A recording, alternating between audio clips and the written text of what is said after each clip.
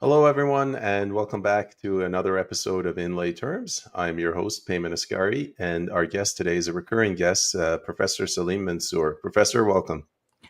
Thank you. Thank you, Pim. I should say welcome back. It's a pleasure to be back. Yeah. Well, today I asked you to come on so that we could discuss the conflict in the Middle East with Iran and Israel. And you had a suggestion. You said rather than getting into the minutia of what caused the conflict, what's going on in Gaza, or even what's going on in Russia, Ukraine, you wanted to instead describe, what used to be traditionally the role of Canada in these circumstances as a peacekeeping force, and whether or not I believe you support it, but whether or not Canada should continue that down that road. So how about we use that as a starting point, and I'll let you take it away. Well, that's fine. I mean, that's quite proper, and I think quite urgent in the situation that we are living and witnessing events from which we cannot be disconnected or far removed. We are in what the Canadian scholar, academic, philosopher, political philosopher, over a half a century ago said that we live in a global village. So in a global village, whatever happens in one part of the village affects another part of the village. So, while we are protected by two oceans, as is the United States, and the third ocean separates us from Russia, that is the Arctic Ocean. And in that sense, geographically, Canada is a North American country, but a buffer state between United States and Russia. And if the war breaks out between these two superpowers, as was people were considering and thinking about during the height of the Cold War, I don't think you were born or you lived through the Cold War as I did. The issue of Canada as a buffer state within or between United States and Russia was foremost in people's mind, and in the minds of Canadian politicians, statesmen, public intellectuals, and so on and so forth. And the Middle East is not too far away. It is far away to some people, but when we consider it in terms of global village, we are all bound together. So I think your question or your suggestion in the invitation you sent me and then our back and forth on the matter is very, very appropriate. We can get bogged down, and Canadians and Americans and Europeans have gotten bogged down in who's right and who's wrong. And we live in a world, especially in the Western world, Canada, United States, and so on. But we are speaking about Canada. We live in a world in which narratives precedes historical facts. People are not concerned, or they don't know history. So what they know is narrative, and that is the job of the narrative engineers. And the media is a narrative engineer. The media does not, in any way, report hard facts and analyze them. What the media does becomes a talking point for the ruling class and the political elite in the respective countries, as it is in Canada. I mean, I would recall for Canadians that in the 2019 election, if you recall, because you ran for the PPC, Justin Trudeau's government, the Liberal government, basically bought over the media by an outright funding, almost with impunity, of something in excess of $600 million to the media, apart from all the other subsidies that the government gives to CBC and other of the media that is connected with the government. And so the media obliges. And the people are therefore, we're supposed to be democracy, are impoverished in terms of their understanding especially of global issues which are highly complex and problematic when people don't know the history, and so it simply becomes a narrative, good guys and bad guys, and we're always the good guys. United States is the perpetual good guy, even as it drops bomb all around the world, and nobody questions it. And so, yeah, we should focus on Canada and Canada's role. What is Canada's role? Well, Canada's role, at least since the Second World War, the end of the Second World War, and during the Second World War, Canada was part of the Allied states, the alliance, the great Allied states against the fascist powers, Germany, Italy, and Japan. The war ended 80 years ago, 1945. We are in 2025, so we are rapidly approaching a century.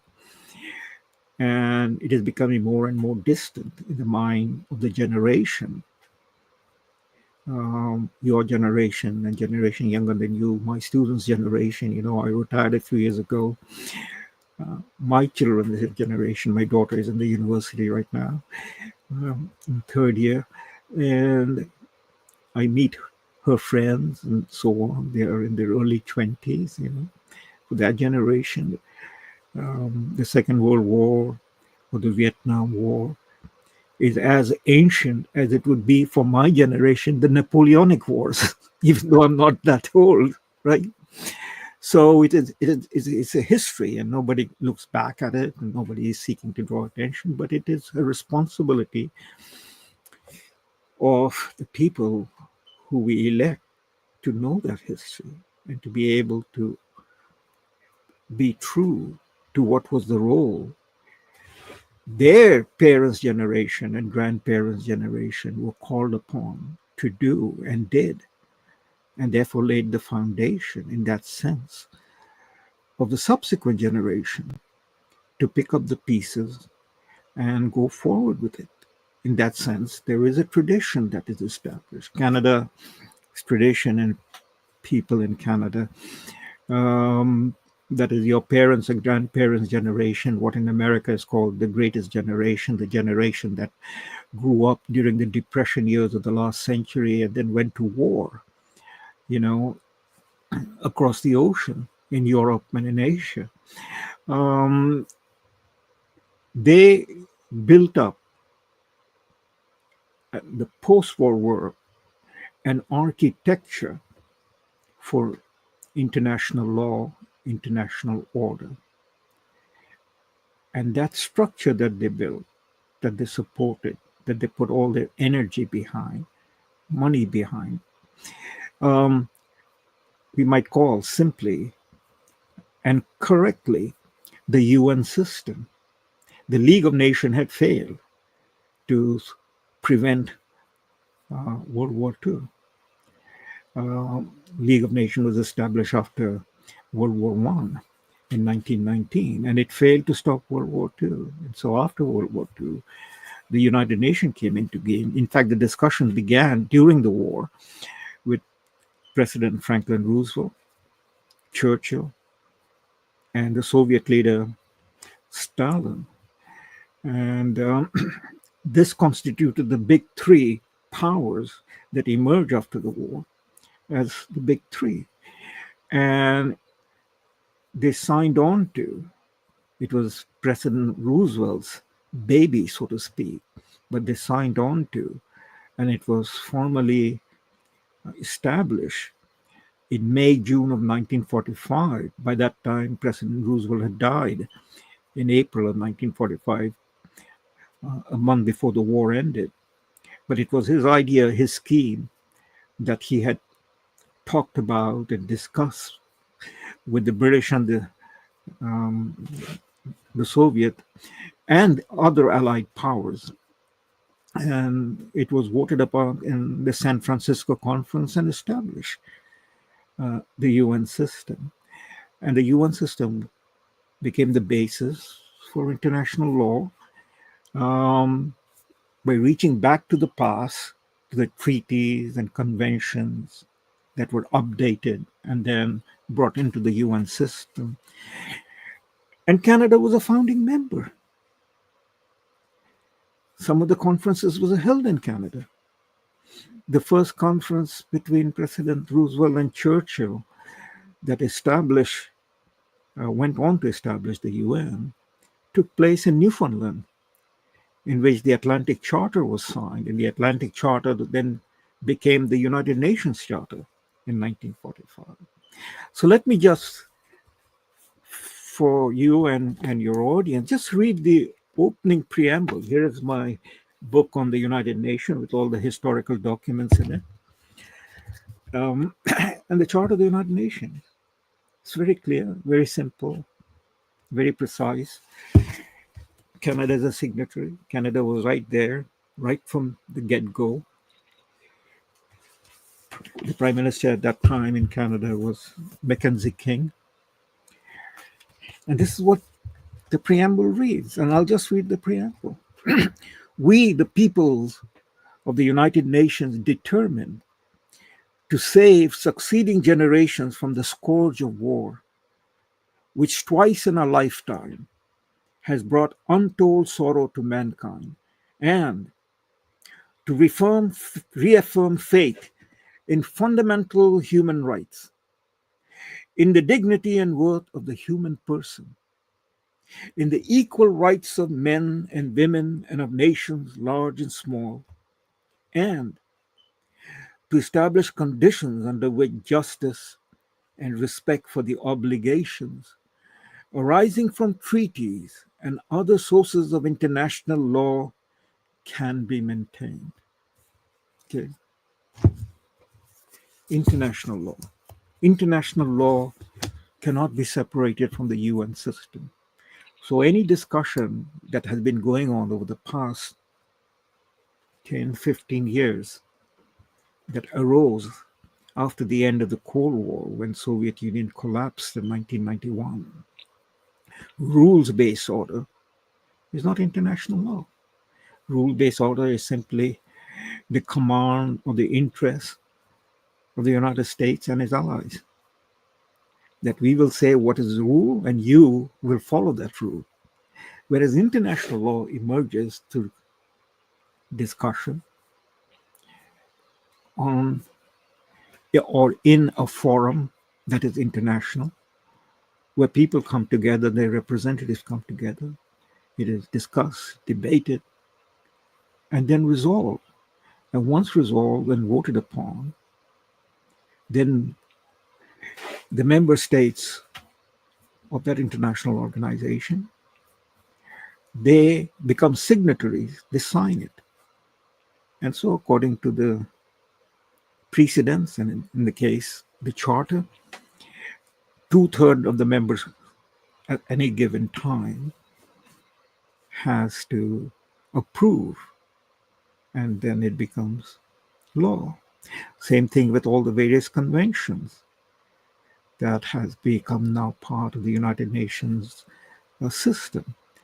And for our discussion today, the most important being the Geneva Convention, one and the Protocol of Geneva Convention, that is two, that is part of the international law.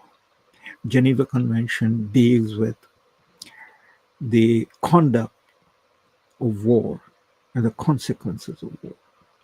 What is allowable, what is not allowed, and so on and so forth. How to treat prisoners of war, how to bring about ceasefire, what are the obligations of the parties involved, and so on and so forth. Geneva Convention plus the addendum to the Geneva Convention, the Convention on Genocide that was voted upon and passed in 1949, is again part of the international law. Individuals, whether you, I, or anybody else in Canada might say, I don't agree with this, or I don't like the definition of this, as many do. But there's individual opinion. What is law has been signed by the member states. And that is what is going to be followed or looked into by the institutions of the UN system.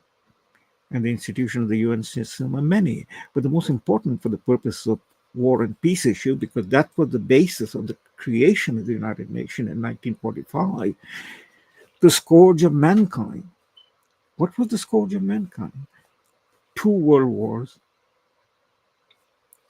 the mass killing, the war crimes, the people not held responsible who engage in these things, the dropping of the atomic bombs, and so on and so forth. So in the Genocide Convention, the whole principle was laid down in terms of definition, what is a genocide, and then, the penalty, the punishment, and so on and so forth. All right. So my point is that the Canadian people own, unless Canada officially, that is the Canadian people through their elected representatives in the Canadian Parliament, revoke their signature, because that procedure is also allowed. A country can walk out of an agreement by following the procedure set forth, giving notice to the United Nations, and then stepping out. So unless the Canadian people, through their representative, make the decision that Canada is no longer constrained or bound by the international law within the UN system, by the UN Charter, by the various commissions, then Canada is bound. It is not up to me, Salim Mansur, you, Payman Askari, or whoever, Justin Trudeau, or Mark Carney, or Jagmeet Singh, or Pierre Poilievre, to stand up and say, we don't abide by these.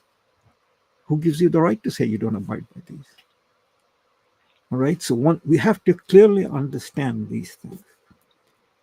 And so, to go back to the issue that erupted on October 7th, that is the attack by Hamas on the Israelis around the border of Gaza, which led to then subsequently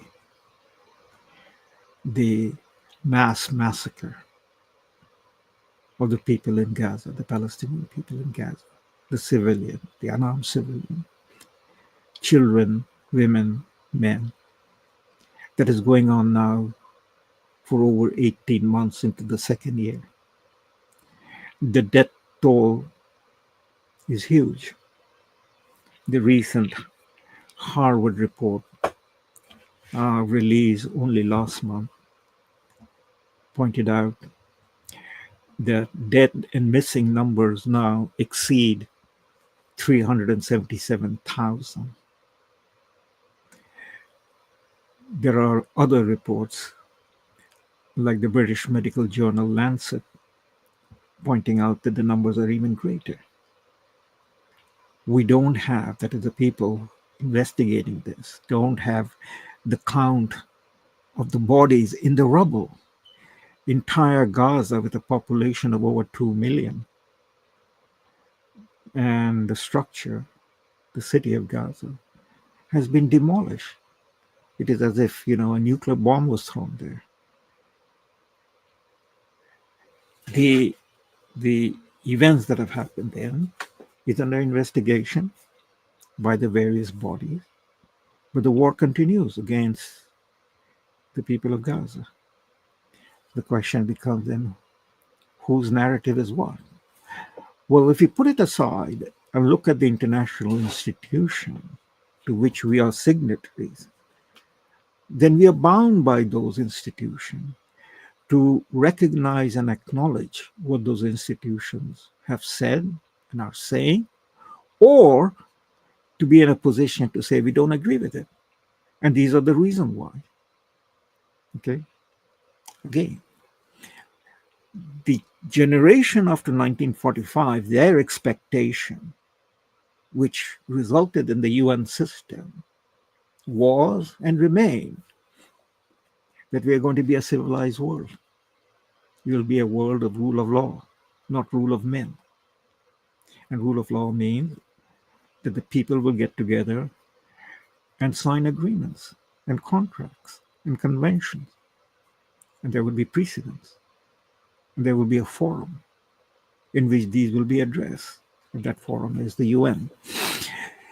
So if we go back to not simply the issue of October 7, which is why all the media reporting is, and contextualize it, because nothing happens in the absence of cause and effect. It doesn't happen in a vacuum. It happens in a context. So if you go back and look what happened on October 7 in the context of what is the relationship between the Palestinian people, who were the indigenous population of what was the Palestine Mandate, and before the Palestine Mandate, it was part of the Ottoman Empire, and so on and so forth. Then we have to get into the history, and we don't have the time. That was the minutiae that you were referring to. So we're looking at it from the perspective of the UN and Canada's role in the UN. As I said, Canada was a founding member. So the war ends in 1945. Palestine is the Palestine Mandate at that time. The Palestine Mandate was created after World War I by the League of Nations. And the Palestine Mandate was given to the British to administer. Mandate means under the trust of the British government within the rules of the League of Nations to administer the mandate.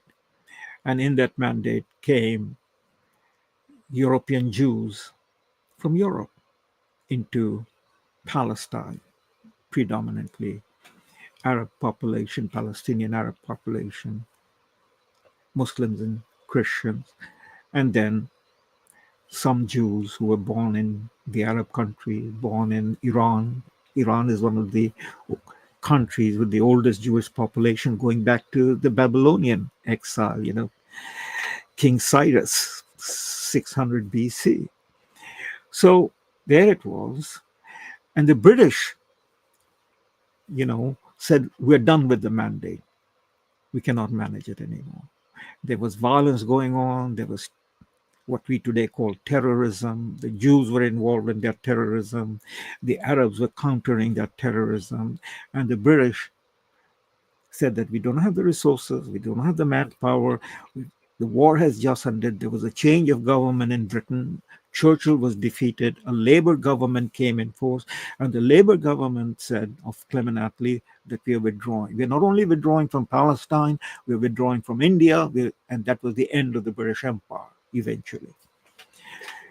So this baby had to be given to somebody.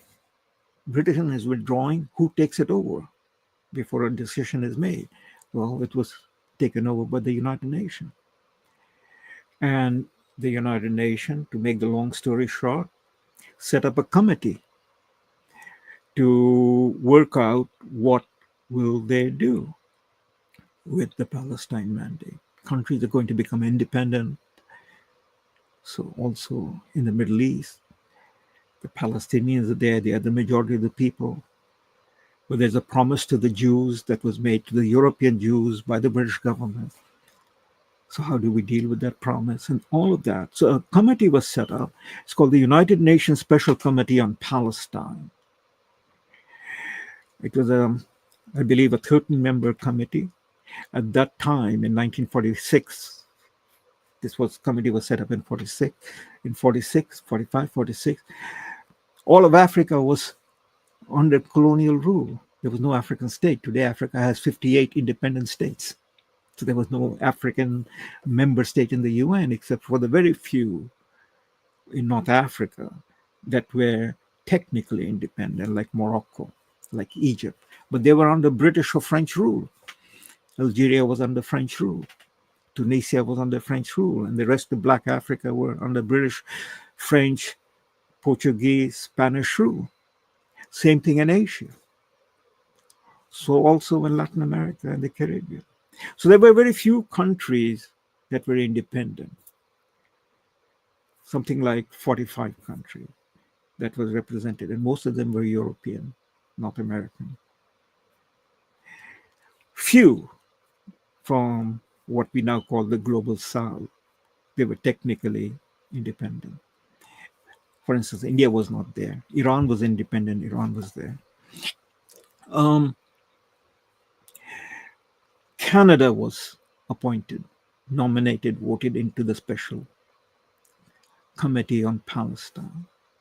So people need to keep in mind that in the very first instance on discussing of what will happen in Palestine, Canada was there. And Canada was represented by a man, Ivan Rand, Justice of the Canadian Supreme Court, appointed by Prime Minister Mackenzie King. And he was there in all of the subsequent discussion, the procedure that went through in the committee, and in the final voting, of course, with the consultation of the Canadian government, and voted.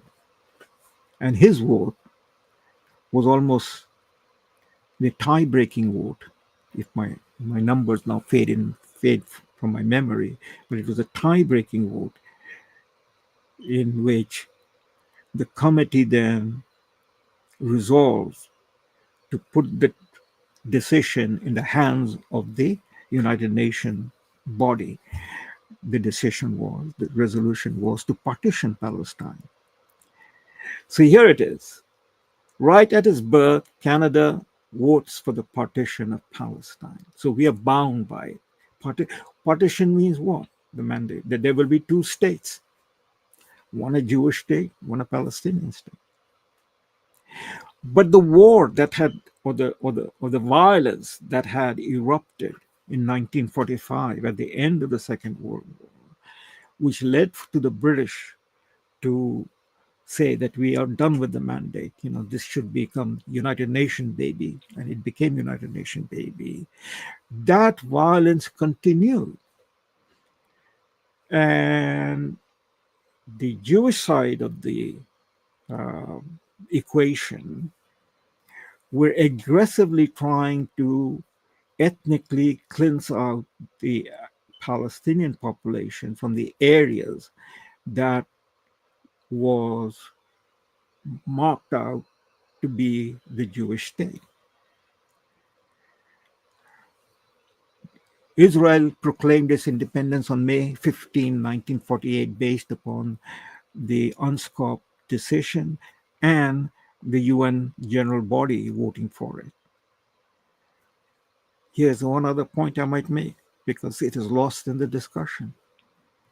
If Soviet Union had vetoed that vote, there would be no partition, there would be no Israel, because Soviet Union becomes the bad guy afterward, right?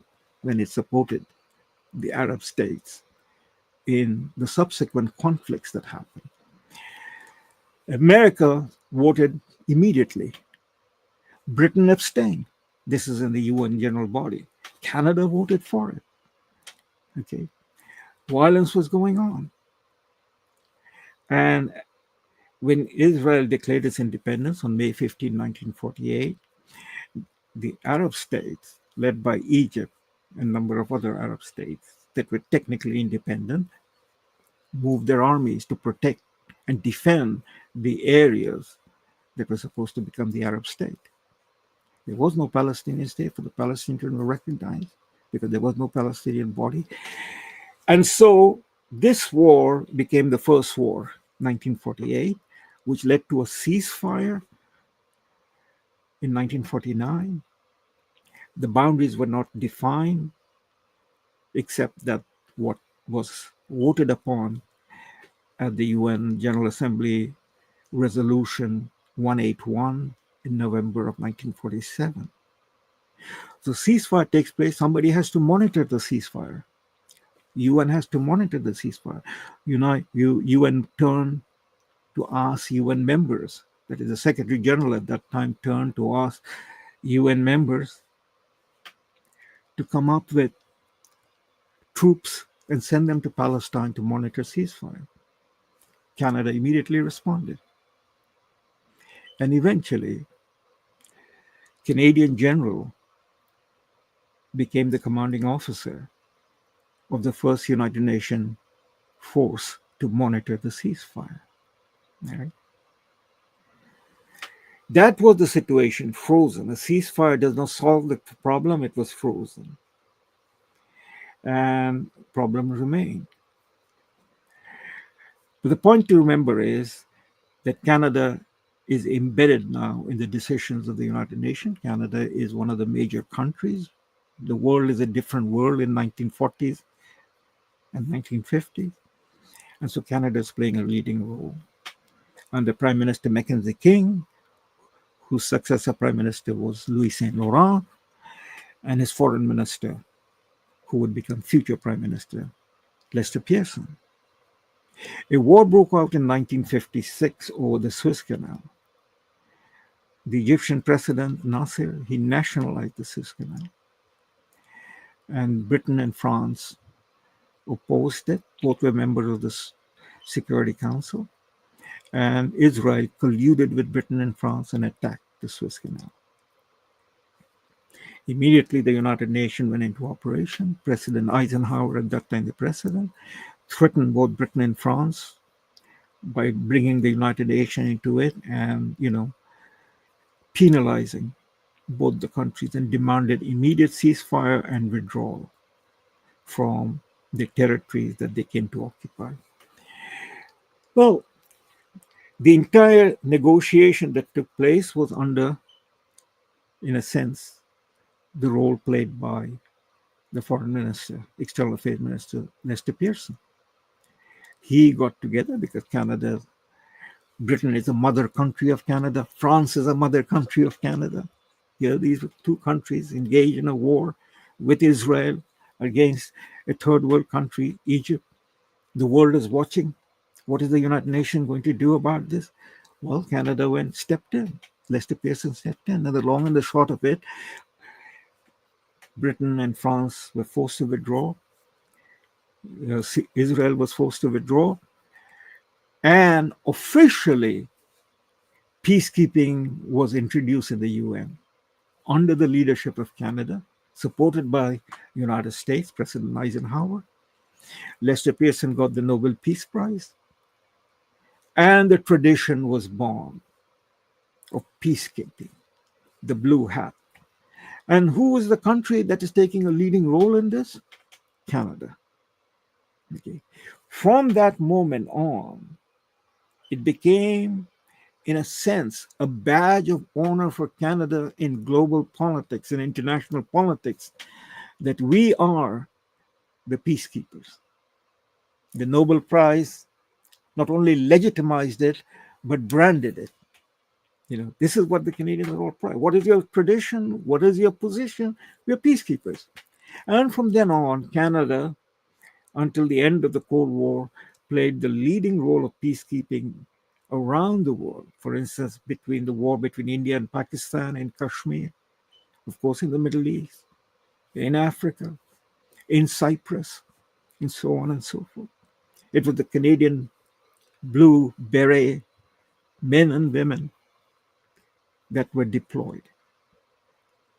And Canada's tradition as a peacemaker was formed. Peacekeeping also translates into peacemaking, to bring people together. Diplomacy. We are a middle power.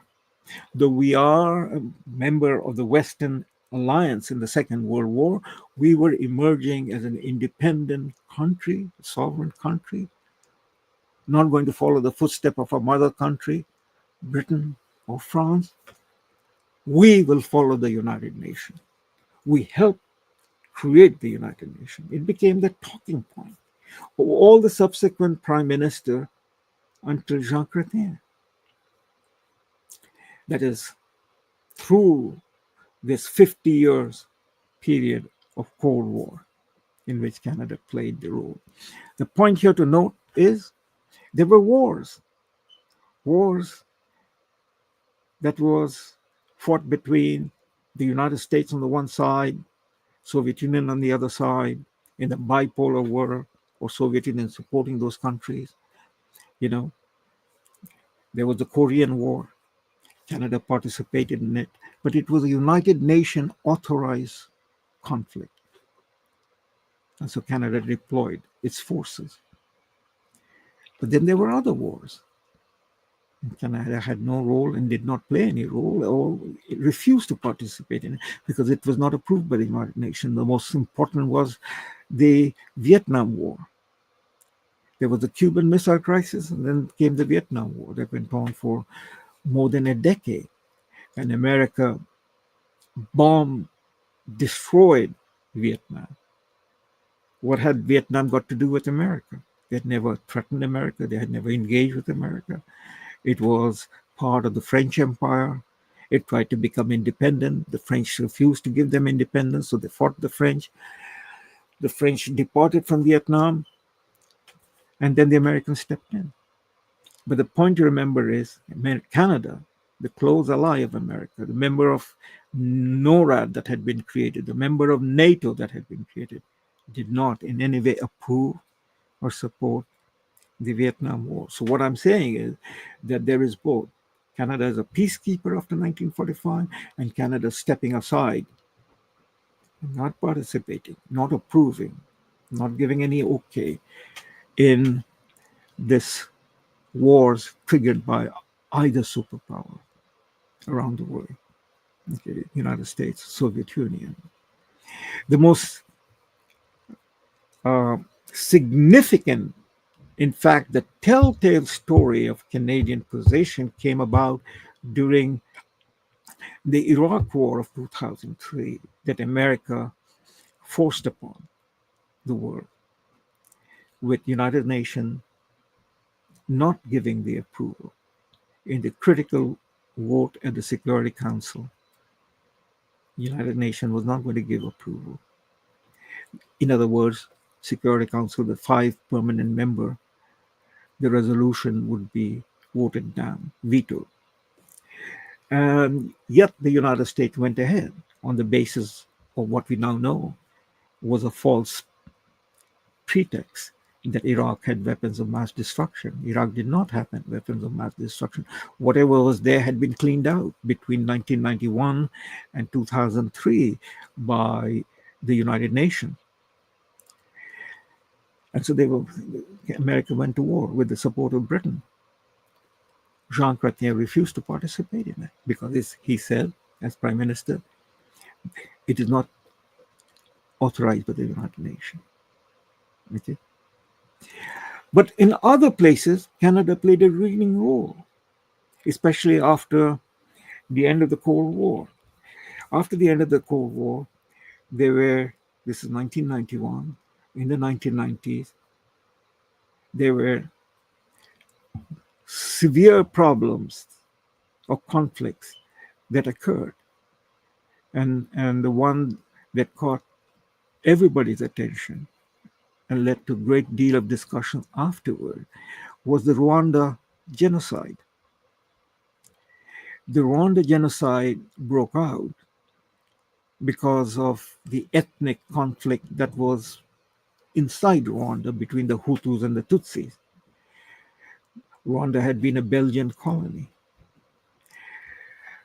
And the United Nations peacekeeping force was there to monitor this conflict that was bubbling. And who was the commander of the United Nations force, peacekeeping force at that time? Just as when the United Nations peacekeeping force was first put together in 1956 or in the 1949 ceasefire in the Middle East. At that time, it was General E.L.M. Burns, a Canadian general and a diplomat from the Second World War. In the 1990s, at the Rwanda genocide, it was General Romeo Dallaire, another Canadian, who was the commander-in-chief of the peacekeeping force in Rwanda. And the United Nations force was unable to do anything because it was not properly provided with the support in terms of manpower needed or equipment. And during the period of the genocide, the United Nations did not come forward in any way to support General Dallaire. General Dallaire has written about this in his memoir and so on. There's a lot of record, people can go into it.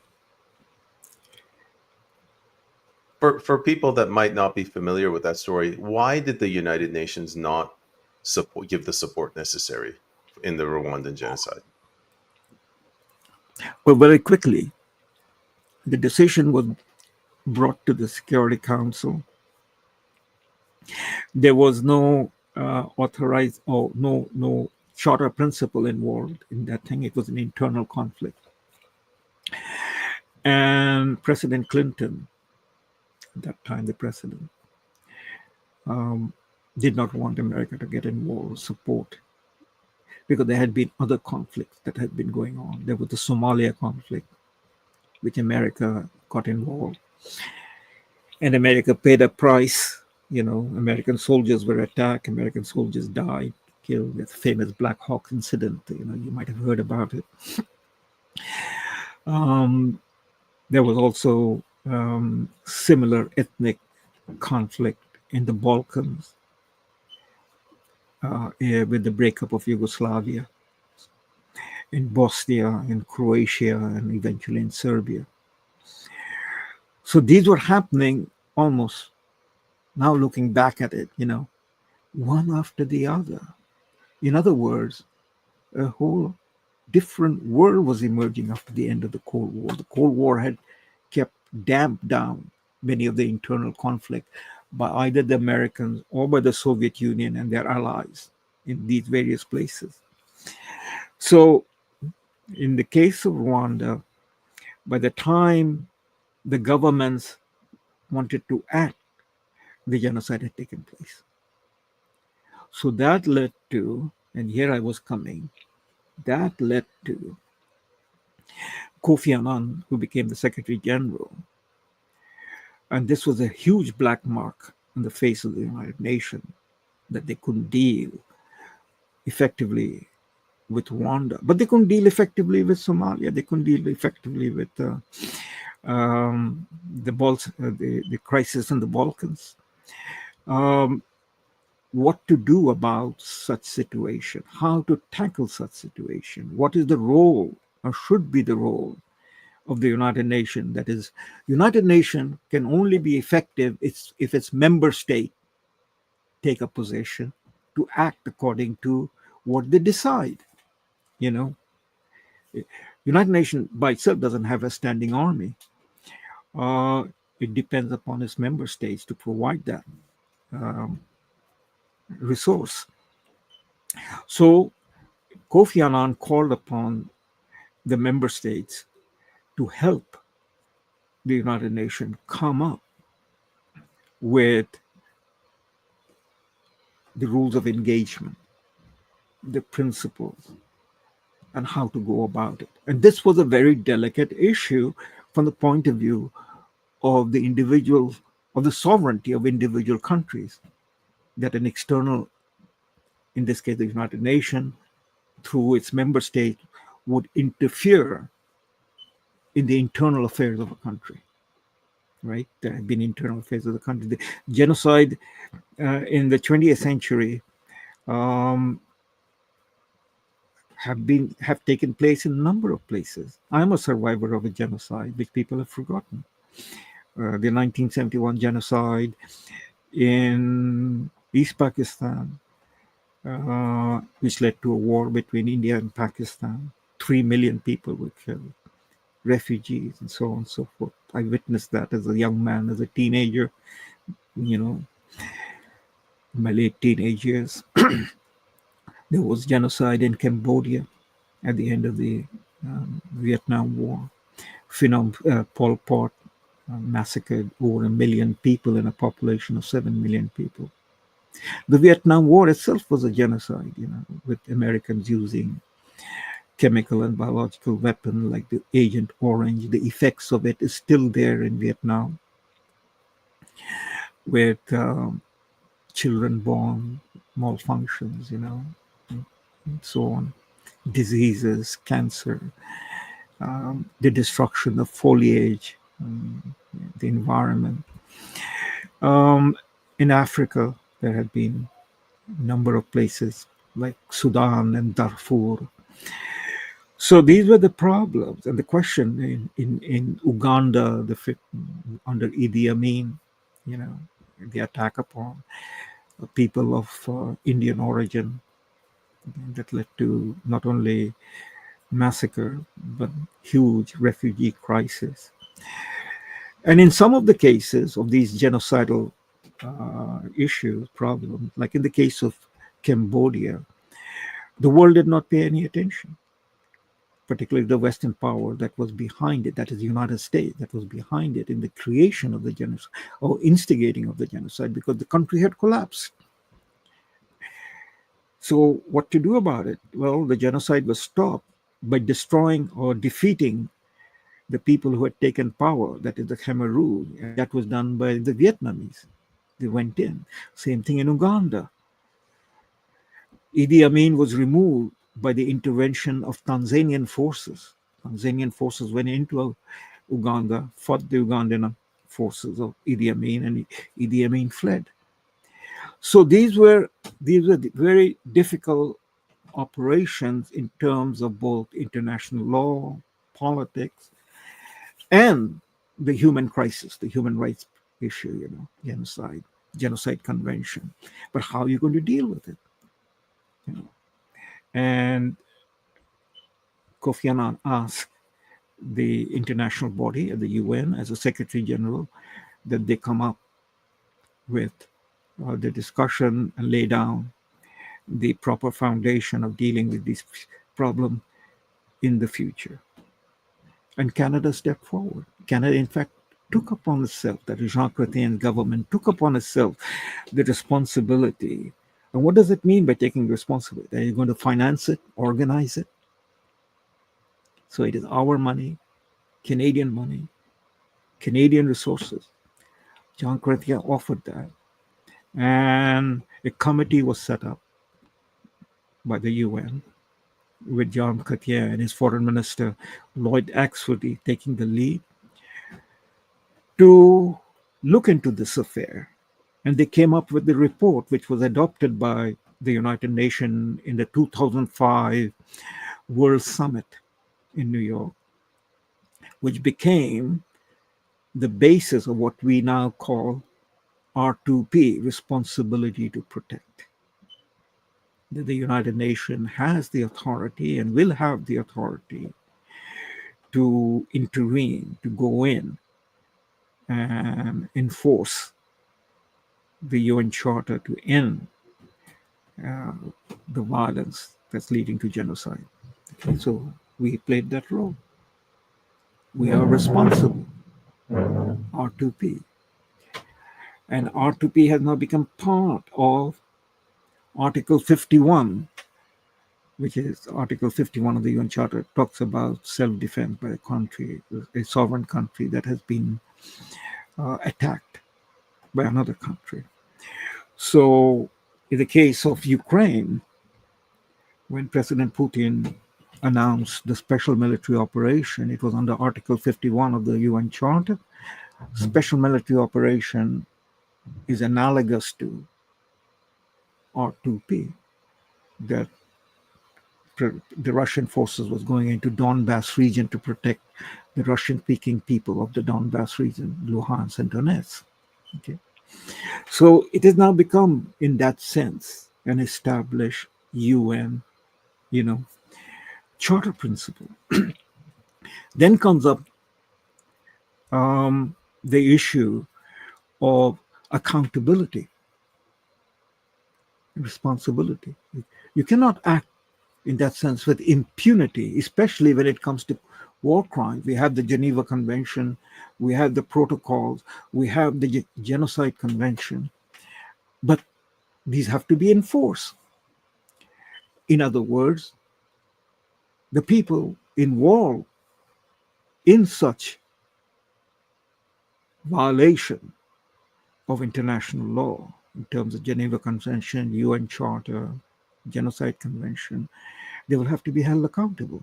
But there was no body, no institution The principle was basically what happened at the end of World War II. At the end of World War II, the Allied power pulled together the Nuremberg trial, in which they brought the German leaders to a trial. Many were hanged, imprisoned, or found not personally responsible, and so on and so forth. But the Nuremberg trial after World War II laid the basis of accountability. But once the Nuremberg trial was over, and its counterpart, the Tokyo trial for the Japanese, was over in 1946-47, the UN did not have a court to implement, enforce the UN principles that people had signed on to. People meaning the governments had signed on to. The UN have the International Court of Justice, which is where the member states of the UN, under the principles of the UN Charter, can bring a case as a plaintiff for the International Court of Justice to deal with. But the International Court of Justice deals with the plaintiff, that is the case that is brought on any conflict between two member states or more than two member states. It could be a conflict and a dispute over water rights, which is a huge problem in many places, sharing of water that is rivers that run through international boundaries. So the dispute brought to the International Court of Justice, and the International Court of Justice gives a decision. But the decision that is with how to implement it falls back again on the UN. The court, just like the Supreme Court of Canada will give a decision, the implementation of that decision, the enforcement of the decision, then became the responsibility. If it is a federal case, with the federal government; if it is a provincial case, with the provincial governments. So the enforcement mechanism lies with the executive body. So in the United Nations, the executive body is ultimately the member states. And on the issue of war and peace, the executive body is the Security Council, the enforcement mechanism. But as I said, R2P was created and then adopted. The question became that after the Second World War, after the Nuremberg trial, where do you take the guilty party to court? You can't take the guilty party to court to International Court of Justice, because the only cases that the International Court of Justice at The Hague will listen to is the case between member states, not individuals. So where do they go? For 50 years, this was an issue that was tormenting the international community. We are part of the international community. And finally, the resolution came about. The Rome Statute that established the International Criminal Court with the mandate to bring to court, to indict and bring to court individual leaders responsible for a list of international crimes, among which is war crimes, crimes against humanity, and so on. It's a big, thick document that people can unload, download, and read if they want to. Just as people should download and read the UN Charter and other treaties and conventions that is there. So on the issue of the Rome Statute in 1998, Canada again played a very instrumental role, because by the time towards the end of the discussion, once again, people turned to, that is the member state turned to each other to say, who will take the lead? We need more funding, we need the establishment, we need the support. At the UN, Who will take the leadership to push this matter through? Canada stepped forward. Jean Chrétien's government stepped forward with again Lloyd Axworthy as his foreign minister and helped conclude the final documentation, the preparation of the Rome Statute. And the man who led the team to do that was a Canadian, Philip Kirsch, an international lawyer and a member of the Canadian Department of External Affairs. And so when the Rome Statute was signed and approved by a vote of the UN member states, requiring 2/3 members to sign before it comes into effect, it came into effect in 2002. It was completed in 1998, submitted to the UN, and then the member states, individual member states, had to sign. Those who were going to go along with it, accept its mandate and its jurisdiction, and so on and so forth. And Philip Kirsch, the Canadian lawyer, international lawyer, and member of the Department of External Affairs, was almost unanimously elected as the president of the first panel of justices of the International Criminal Court, the tribunal, 18 men and women tribunal of the ICC. And Philip Kirsch became the first president of that. So we are again a signatory to the ICC. And being a signatory to the ICC, that is the International Criminal Court, means that we have to live up to its mandate. We have signed on to it. In fact, we helped create it. We wrote it. Just as we did the UN Charter. Just as the members from Canada, like Justice Ivan Rand of the Supreme Court, was a member of the United Nations Security Special Committee on Palestine that voted for the partition of Palestine in 1947. Just as Foreign Minister and then Prime Minister Lester Pearson was a man who you might call invented peacekeeping, resolved the Suez crisis, was honored by the award of the Nobel Peace Prize. We are invested in it. The R2P, we are invested in it. The International Criminal Court, we are invested in it. Coming back to the Middle East issue, Palestine, on all the major UN Security Council resolution, Canada was a member of the UN Security Council. The most famous Security Council resolution pertaining to the Middle East conflict, Arab-Israeli conflict, Palestinian-Israeli conflict, is UN Security Council Resolution 242. That was moved after the June 1967 war and adopted by the Security Council 15-0. That means all the 5 Security Council permanent member, Britain, France, China, United States, and Soviet Union, all of them voted. None of them vetoed it. And 10 other rotating members, in which Canada was a member. And Canada was on the chair of the Security Council when this resolution was passed and voted upon. George Ignatieff, who was the father of Michael Ignatieff, who became the leader of the Liberal Party. And there you have it. We have been part and parcel, the thread, the warp and the woof of the United Nations in the building of this situation. So where are we? In the 2 crises of the present time, the genocide of the 21st century, because Rwanda was in the 20th century, Somalia 20th century, Cambodia 20th century, Gaza is the 21st century genocide.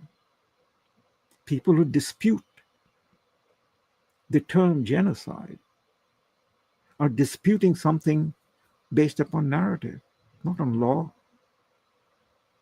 The South African Republic submitted the case to the International Court of Justice in December of 2023, the Gaza genocide broke out on October 8, 2023, following the October 7 attack. And according to, again, the Charter Principle, South Africa made the case that UN principles have been violated. The Geneva Convention and the Genocide Convention has been violated by Israel, and Israel needs to be held accountable. The International Court of Justice has not come down yet with the final decision. It has heard the hearings. It heard South Africa, and then Israel was made the defense of its position, but then something like 20 other countries, states, member states, were co-sponsored with South Africa, and so they made their presentation. And we are waiting for the International Court of Justice to come down with its position, its final decision. But I suppose they're holding back because the situation is ongoing, and so they're holding back, in my view. But they have given interim ruling, and one of the interim ruling that they gave is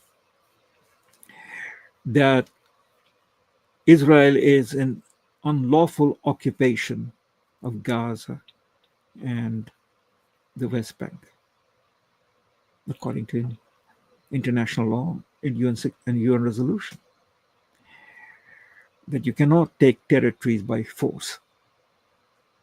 Gaza and the West Bank was taken by force as a result of the June 1967 war that UN Security Council Resolution 242 basically declared inadmissible.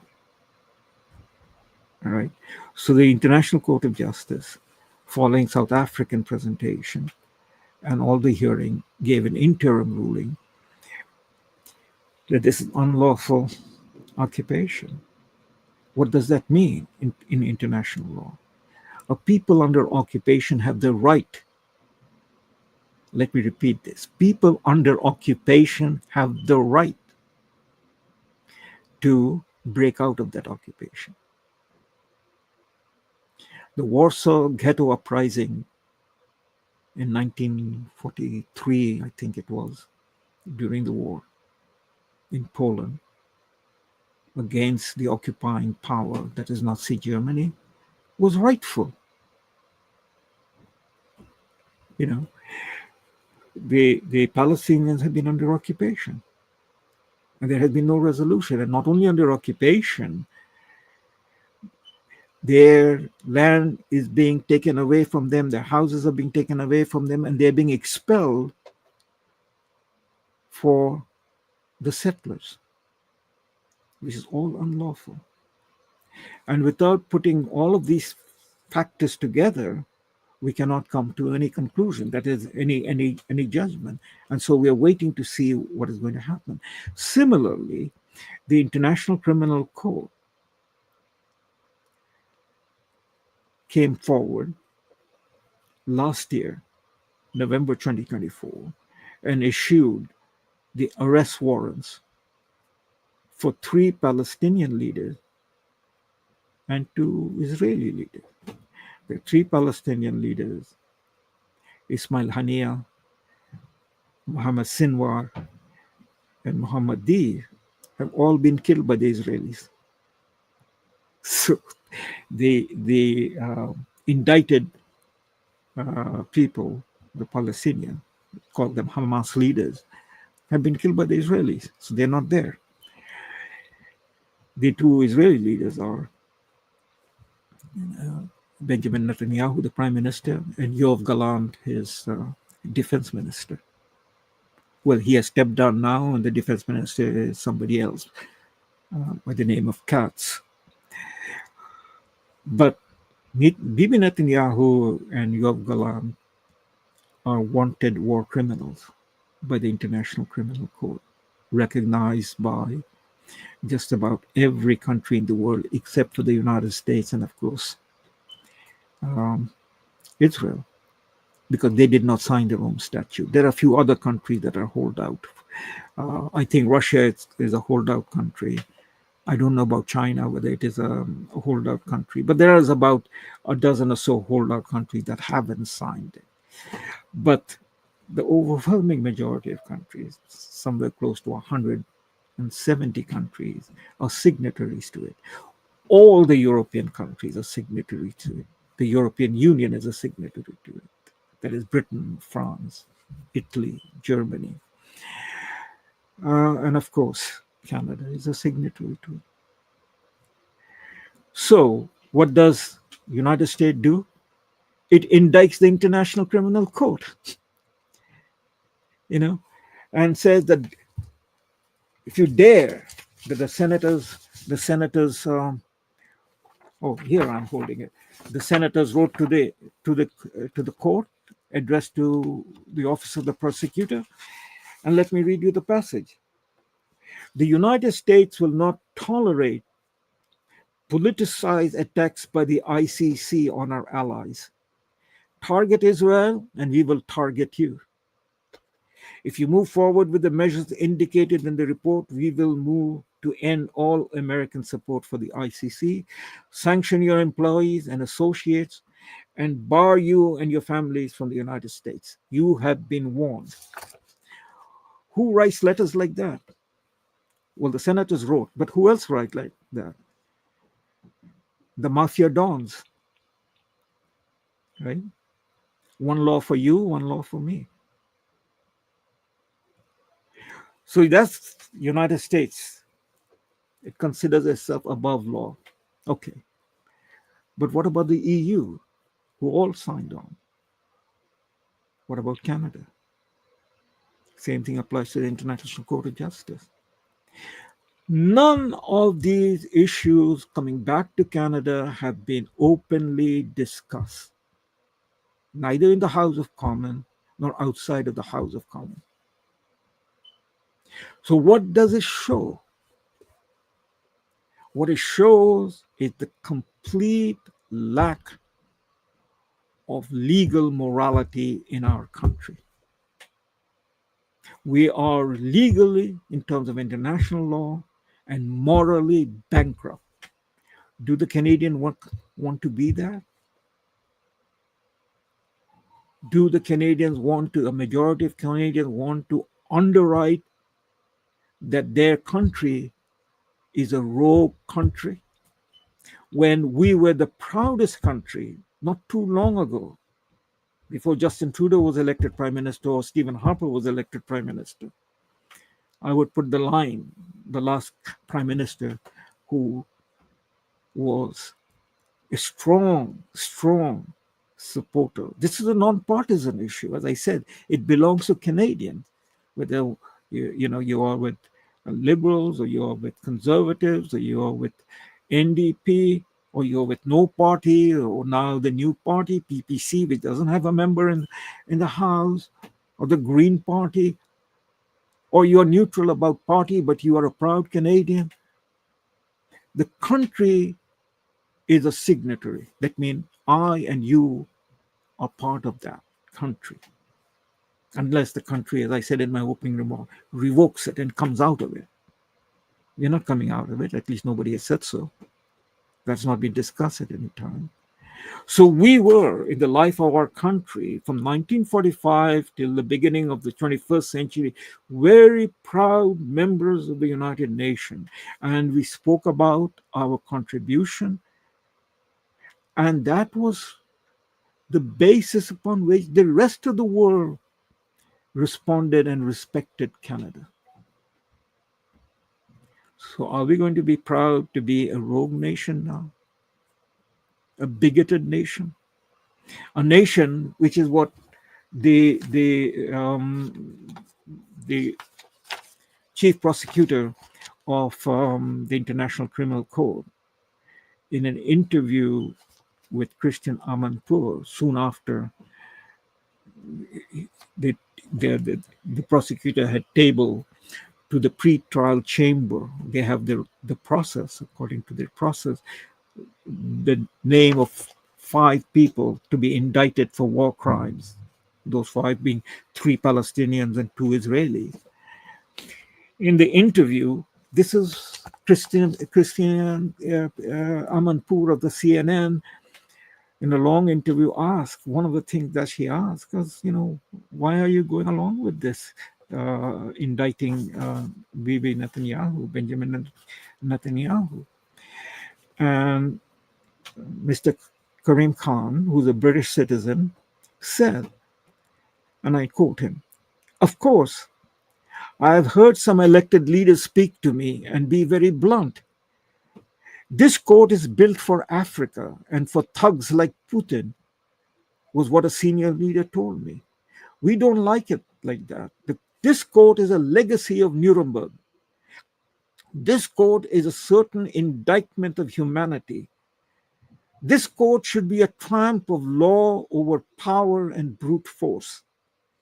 Grab what you can, take what you can, do what you will, and we are not going to be dissuaded by threats."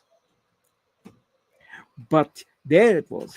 He was told, and the letter that was sent by the US senators, that who are you to indict Benjamin Netanyahu? In other words, who are you to indict a white man? We established this court only for the black people and the brown peoples of this world. Well, the black people, the brown people have been the victims of the aggression by the white people in this international history. So we stand now in a situation, in a juncture of world history where we do not have any moral standing, or a moral standing is so fragmented and fractured that nobody is going to pay any attention to what a Canadian Prime Minister has to say. So it goes back to, are we an independent sovereign country? Are we as Canadians living in an independent sovereign country where we decide for ourselves how we conduct our politics and our policy in relationship to the others based on international law?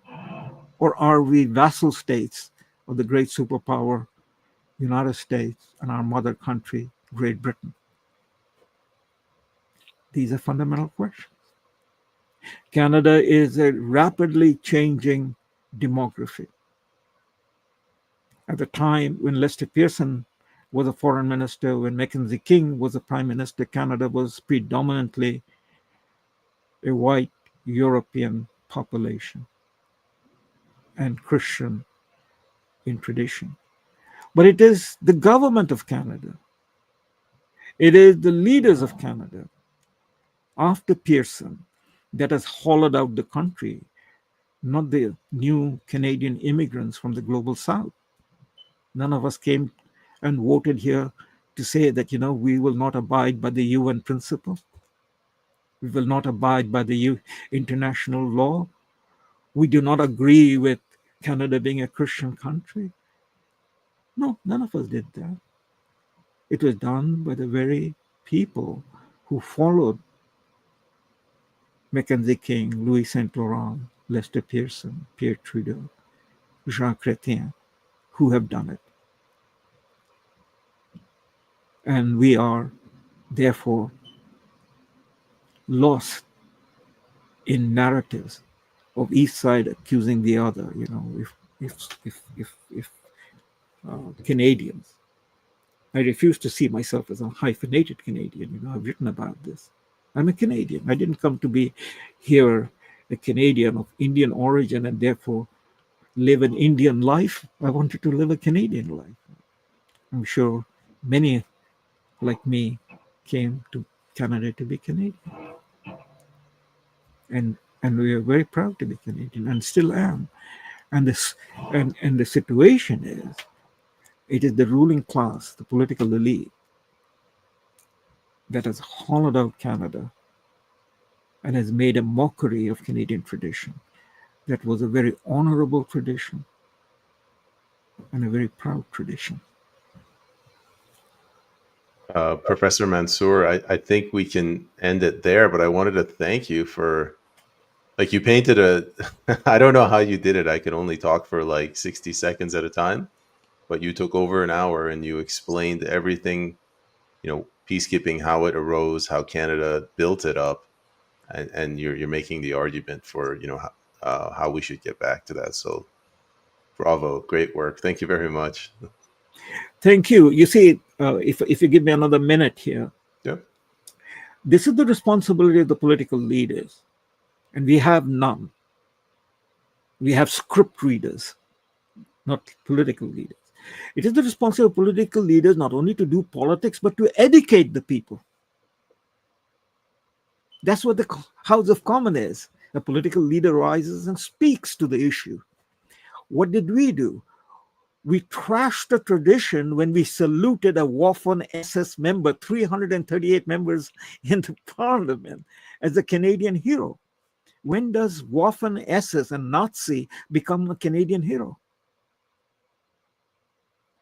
So this was not the beginning, but this is another data point of what this generation of leaders in the 21st century, without any exception, have been culpable and complicit in ruining the reputation of Canada and not providing Canadians with any understanding of their history.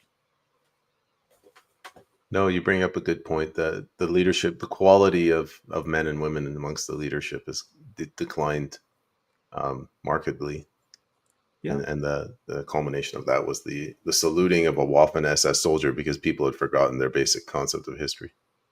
Absolutely. Well, Professor Mansur, I want to thank you very much for coming on, and hopefully we can have you on next week, and we'll figure out another topic, and we can call this an educational hour.